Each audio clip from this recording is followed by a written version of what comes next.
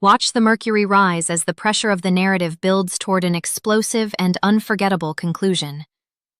This is high-stakes drama at its finest, where every second counts and every word matters.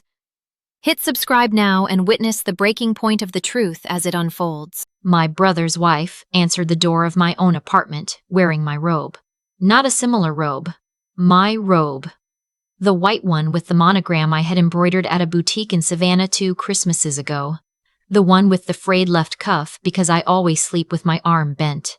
She looked at me the way you look at a delivery driver who knocked at the wrong unit, mildly inconvenienced. Not guilty. Not even embarrassed. Nadia, she said, using my name the way people use it when they want to remind you they know it. We weren't expecting you until Thursday. I had driven 11 hours straight from a work assignment in Cincinnati. It was Tuesday. I stood at the door of the apartment I had bought, furnished, and paid taxes on for 4 years, holding a bag of gas station snacks and a cold cup of coffee, and I smiled. I finished early, I said. She stepped back and let me in. I counted 7 people in my living room. My brother was not one of them. I should tell you who I am, so you understand why I didn't say a word that night. I am a licensed forensic accountant. I have spent the last 9 years reconstructing financial crimes that people believed were invisible: wire fraud, tax evasion, asset concealment. I've testified in federal court 4 times. My job is not to react. My job is to document, build, and then present a case so airtight that the only thing left for the other side to do is confess or cry. I knew the moment my sister-in-law opened that door in my robe that something had been wrong for a very long time. I just hadn't been looking. That was my mistake. I set my bag down, nodded pleasantly at the strangers sitting on my furniture, and went to my bedroom. The lock had been changed. Not broken. Changed. Someone had drilled out the original hardware and installed a keyed knob I did not have a key for. I stood in my own hallway in front of my own bedroom door, and I felt the specific cold of a person who has just realized the water around them has been quietly boiling for months. I knocked. My sister-in-law appeared from the kitchen, wiping her hands on a dish towel. "We converted that into a home office," she said. "You can take the guest room. We set it up really nicely." The guest room had a twin mattress on the floor and a single lamp. The closet held my winter coats, pushed to one side to make room for boxes labeled with her handwriting. I laid down on that twin mattress in my own apartment, stared at the ceiling, and I did not sleep. I made a list instead. In my head, in the dark, the way I have been trained to do. What did I know? What could I prove? What would I need? By morning, I had a plan. My brother and I grew up in a house that rewarded keeping quiet. Our father had opinions the way other men have hobbies, loud, constant, and impossible to reason with. Our mother managed him by agreeing with everything he said and then doing whatever she wanted anyway. My brother, Marcus, learned a different lesson. He learned that the loudest voice wins. That charm is a currency. That if you frame something as being for someone else's benefit, you can take almost anything without consequence. He was 29 when he married his wife Brianna. She was 25. She ran a lifestyle brand out of their second bedroom that was, as best I could tell, primarily a vehicle for affiliate links and the careful curation of a life she did not actually have. Everything she posted looked expensive. Very little of it was hers. They moved into my apartment 18 months ago. I want to be precise about how that happened because the details matter. I had accepted a long-term contract in Cincinnati, 6 months of intensive work, renewable. I needed someone to check the mail, water the plants, keep the place from sitting empty. Marcus called me 3 days after I left. He and Brianna were between leases just for a few weeks. Could they crash there just temporarily? They would cover utilities. It would be no trouble at all. I said yes because he is my brother. The weeks became months. The months became a lease I never signed. I found out later that Brianna had registered her business at my address. Then a second business. Then a third, each one a slightly different variation of the first, the way a shell game works when someone is paying close attention to your hands and not the cups. I did not find this out until I started looking. I spent the next 4 days in that apartment behaving exactly as if nothing was wrong. I worked from the kitchen table, I cooked dinner, I made small talk with Brianna's friends when they came over, which was often. I asked pleasant questions and listened to the answers with the part of my brain I keep specifically for evidence collection. What I learned? There were currently 4 people receiving mail at my address who did not live there and had never met me. Brianna's mother was claiming my apartment as her primary residence for purposes I had not yet identified. My brother had listed my address on the registration for a business entity I had never heard of, formed 8 months ago, with a stated capital investment of $40,000. I also learned that neither of them had paid a single utility bill since moving in. My autopay was handling all of it. I had set it up before I left Cincinnati and simply forgotten to check. On the 5th day, I drove to the county records office and pulled everything. The business registrations, the mail forwarding requests, the rental assistance application Brianna had filed 6 months ago, listing herself as a low-income tenant at my address, paying rent to a property manager whose name I did not recognize and whose phone number rang to a voicemail box that had never been set up, $22,000 in rental assistance, deposited into an account I had never seen. I sat in my car in the county records parking lot for a long time. I thought about the Christmas 3 years ago when Marcus told me he needed to borrow $8,000 for a medical emergency. I transferred the money the same day. He paid me back $1,100 of it over the following year and then stopped mentioning it. I stopped mentioning it too because I had convinced myself that was what family does, that generosity was its own reward, that being the person who never made things difficult was a kind of virtue. I thought about the time I co-signed a credit application for them because their credit was thin and they needed a car. I checked that account for the first time from my phone in that parking lot. The balance was $19,000. The minimum payment had been missed twice in the past 4 months. I thought about all the times I had told myself I was being understanding. I had not been understanding. I had been a resource they had not yet fully liquidated. The moment I understood that completely was not in the records office. It was later that night, sitting at my own kitchen table, when my phone buzzed with a text from Marcus. He was in Dallas for a work trip, would be back Friday. The text said, "Hey, can you transfer the rent money by Thursday? Landlord is being annoying." He meant the fictional landlord. He was asking me to fund the rent assistance fraud from inside my own apartment. While I was sleeping on a mattress on my own floor, I read that text 4 times. I did not respond. I went to my contacts and I called my attorney. Here is what I want you to understand about the 2 weeks that followed. I did not act out of anger. Anger is a fire that burns what you need as evidence. I acted the way I work, methodically, quietly, with documentation for every single step. I hired a process server to verify the current occupants of my unit. I ordered a forensic audit of the business filings at my address and flagged the rental assistance application with the appropriate state agency. I had a title search run on the apartment to confirm there were no liens, no unauthorized encumbrances, nothing attached to my property that I had not put there myself. Clean. The title was clean. That was the one thing they had not managed to touch. I contacted my building management and explained the situation. They were helpful in the specific way that building management becomes helpful when a property owner explains that unauthorized guests have been converting a residential unit into a commercial business address. There were lease terms. There were violations. There were, it turned out, several complaints from neighbors about foot traffic and package deliveries that had never been addressed because no one had connected them to my unit. I gave my brother and his wife formal written notice. Certified mail, email with read receipts, and a copy slid under the door of the bedroom they had locked me out of in my own home. 14 days to vacate. I kept the tone professional. I used the word occupants instead of their names. I had learned from watching a lot of trials that the documents that hold up best in court are the ones that read like they were written by someone who was never emotional about any of it. Marcus called me, 40 minutes after the certified mail was delivered. "Are you serious right now?" he said.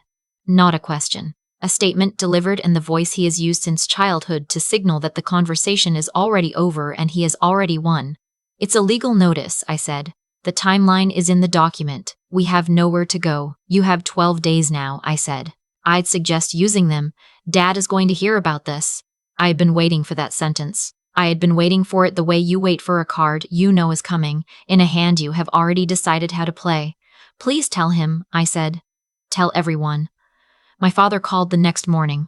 My mother called an hour after that. My aunt, who lives in Phoenix and has not visited me once in 4 years, sent a 3-paragraph text about the importance of family sacrifice and the selfishness of people who forget where they came from.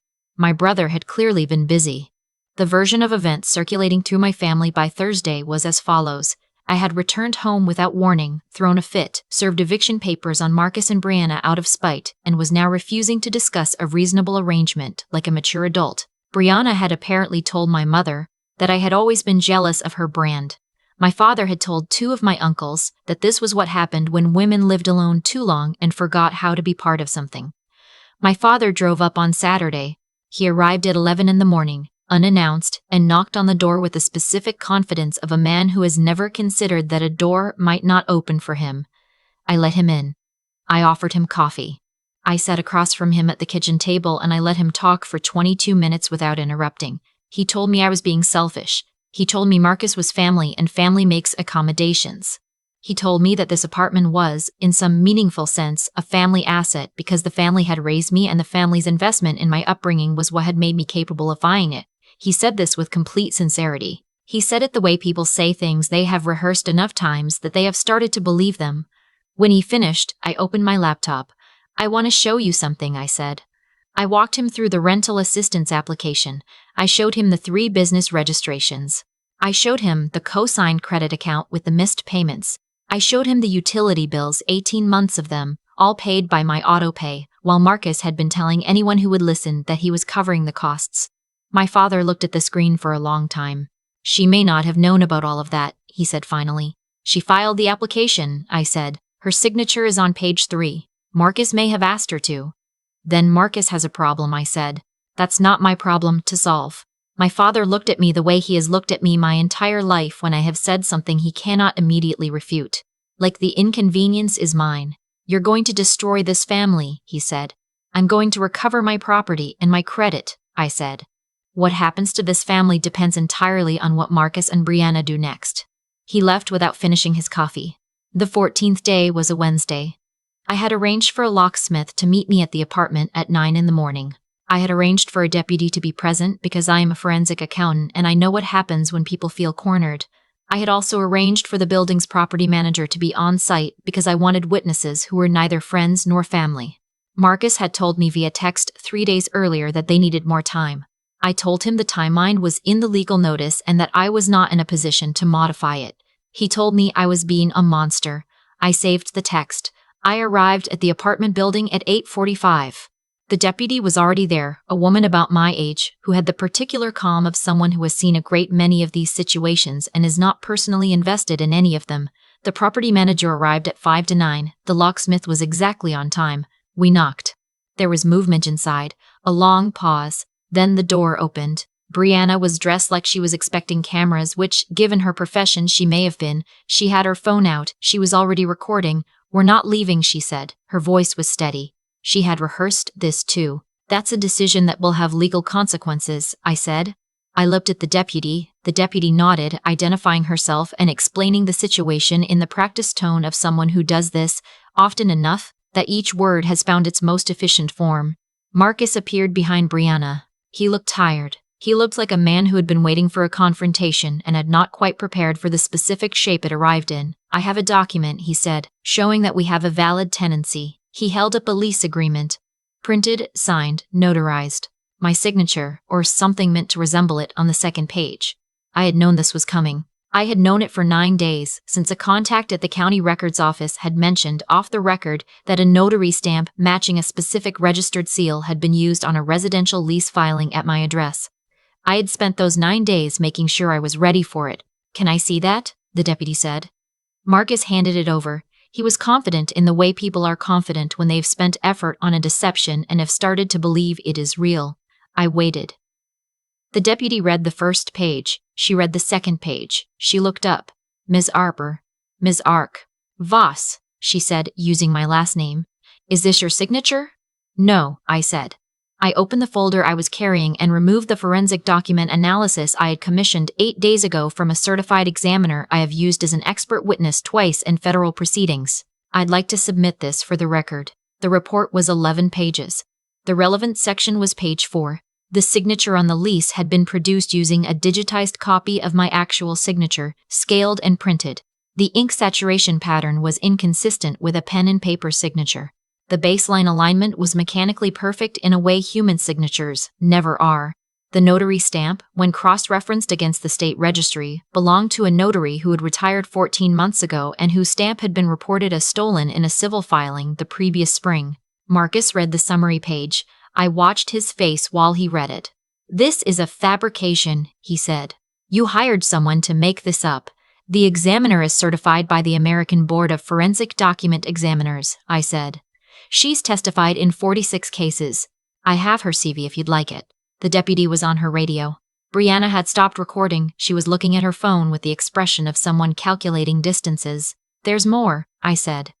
I turned to the next section in my folder. The rental assistance application filed at this address lists a property manager named Glenn Ferris. Glenn Ferris does not exist. The business registration number attached to that name was generated using a template from a fraudulent filing service shut down by the state AG's office in 2021. The $22,000 in assistance payments went to an account opened with a prepaid debit card purchased at a drugstore in the zip code 4 days before the application was submitted. I looked at Brianna. The surveillance footage from that drugstore is on page 7, I said. She looked at the folder. She did not look at me. And the 3 business entities registered at my address, I continued, list a combined capitalization of $68,000, none of which appears in any corresponding tax filing, and all of which use my home address as the principal place of business, without my knowledge or authorization. That's a wire fraud exposure, not a civil matter. The deputy's supervisor arrived 11 minutes later. Marcus tried 3 more times to redirect the conversation. He tried explaining that the lease was a good faith error, that someone must have helped Brianna with the paperwork and she hadn't known. He tried explaining that the rental assistance was technically justified because they were paying utilities. When the supervisor pointed out that the utilities were on my autopay, he said there had been a misunderstanding about how that was set up. Brianna said nothing. She was looking at the middle distance the way people look when they are internally reviewing the specific sequence of decisions that led them to where they are standing. The supervisor stepped outside with the deputy. They were gone for 4 minutes. When they came back, the supervisor asked Marcus and Brianna to step out of the apartment. Am I being detained? Brianna asked. You're being asked to step outside while we sort out the property situation, the supervisor said. Whether that changes depends on what the DA's office decides to do with the fraud referral. She stepped outside. Marcus stepped outside. The locksmith went in and changed every lock in the apartment in under 20 minutes. When he got to the bedroom door, the one they had changed without my permission, he looked at the hardware and then looked at me. This is a solid lock, he said. Nice job drilling it in. He said it without any particular judgment, the way a mechanic might compliment the quality of an engine in a car that was nevertheless impounded. I stood in the doorway of my own bedroom for the first time in weeks. My furniture was still there. They had moved a clothing rack in and pushed my dresser toward the window, but the bones of the room were mine. It still smelled faintly of the candle I had burned the last night I slept there before Cincinnati. I sat on the edge of my own bed and I stayed there for a moment. Outside, I heard Marcus's voice rise and then drop at a word from the supervisor. I heard Brianna say something into her phone that ended with, "Call me back." They did not arrest anyone that day. I want to be clear about that because I think people expect stories like this to end with handcuffs, and sometimes they do, but the law moves at its own pace and for its own reasons. What happened that day is that a formal referral was made to the state attorney general's office regarding the rental assistance fraud. The forged lease was flagged for investigation by the county recorder's office. The 3 fraudulent business registrations were forwarded to the Secretary of State's Business Compliance Division. The co-signed credit account, which I formally disputed that same afternoon, was frozen pending review. What happened over the following 6 weeks, the AG's office opened an active case. Brianna was contacted for a voluntary interview. She hired a lawyer 2 days later, which is not the behavior of someone who believes they have nothing to explain. The credit account was resolved in my favor, after the dispute process confirmed I had not made or authorized the charges. My credit score, which I checked for the first time the morning after they left and found had dropped 41 points without my knowledge, began its recovery. Marcus did not speak to me for 3 months. When he finally reached out, it was not an apology. It was a question about whether I was planning to file a civil suit, because apparently his lawyer had suggested he ask. I told him I hadn't decided yet. That was true. I had the right to. I was still deciding whether the return was worth the cost of spending more of my time in a room with him. My father called once during those 3 months. He called to tell me that I had handled things in a way that was difficult for the family. I told him I had handled things in a way that was necessary for me. He said those were not mutually exclusive. I said he was right about that. My mother sent a card. It was a generic thinking of you card with a sunflower on the front. Inside, she had written, "I hope you are well." Nothing else. I put it on my refrigerator because I found it, in its way, more honest than anything else my family had said to me in years. She was not pretending it was a different kind of card. She was not signing it with love. She was saying, I am aware you exist, and I am conflicted about what that means. That is more than most people in her position would admit. I am back in my bedroom now. The clothing rack is gone. I put my dresser back where it belongs, against the north wall, the way I had it before. The candle is a new one, but the same scent. Some things you just replace. I found, in the back of the hall closet behind my winter coats, a box that belonged to Brianna. Inside were receipts, printed emails, a notebook with handwriting I did not recognize, and a folder labeled with the name of a business I had never heard of. I photographed every page and sent the folder to the AG's contact who had been in touch with me about the referral. I did not feel triumphant when I sent it. I felt the way I feel at the end of a long case. Clear. Tired. Certain that I had done the work correctly and that the outcome, whatever it was, would reflect that. I made coffee, I sat at my kitchen table, I opened my laptop and started on the next contract. The apartment was quiet in the way that a space is quiet when it belongs to you again. Not empty. Not lonely. Just clean. Outside, the city moved the way it always moves, indifferent and constant and bright. Inside, everything was exactly where I put it. I took a sip of coffee and I got back to work.